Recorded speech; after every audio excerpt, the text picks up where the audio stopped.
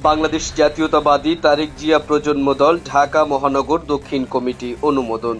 বাংলাদেশ জাতীয়তাবাদী তারেক জিয়া প্রজন্ম দলের প্রতিষ্ঠাতা সভাপতি হাজী মোহাম্মদ আনোয়ার হোসেন রানার উপস্থিতিতে সংগঠনটির ঢাকা মহানগর দক্ষিণ শাখার ৮১ সদস্য বিশিষ্ট পূর্ণাঙ্গ কমিটি অনুমোদন দেওয়া হয়েছে। অনুমোদন অনুষ্ঠানে কেন্দ্রীয় কমিটির সহসভাপতি ও বাগেরহাট জেলার কৃতি সন্তান এম মেহেদী মল্লিকের নেতৃত্বে এই কমিটি গঠন করা হয়। নবগঠিত কমিটিতে মোহাম্মদ ইমরান হোসেন হাওলাদার সভাপতি এবং শহীদুল ইসলাম শহীদ সাধারণ সম্পাদক হিসাবে দায়িত্ব পেয়েছেন। এ সময় প্রতিষ্ঠাতা সভাপতি হাজী মোহাম্মদ আনোয়ার হোসেন রানা বলেন, তারেক জিয়া প্রজন্ম দলের লক্ষ্য ও উদ্দেশ্য বাস্তবায়নে তরুণদের ঐক্যবদ্ধভাবে কাজ করতে হবে। সংগঠনটির প্রতিটি নেতাকর্মীকে জাতীয়তাবাদী চেতনায় উজ্জীবিত হয়ে গণতন্ত্র পুনরুদ্ধারে ভূমিকা রাখতে হবে।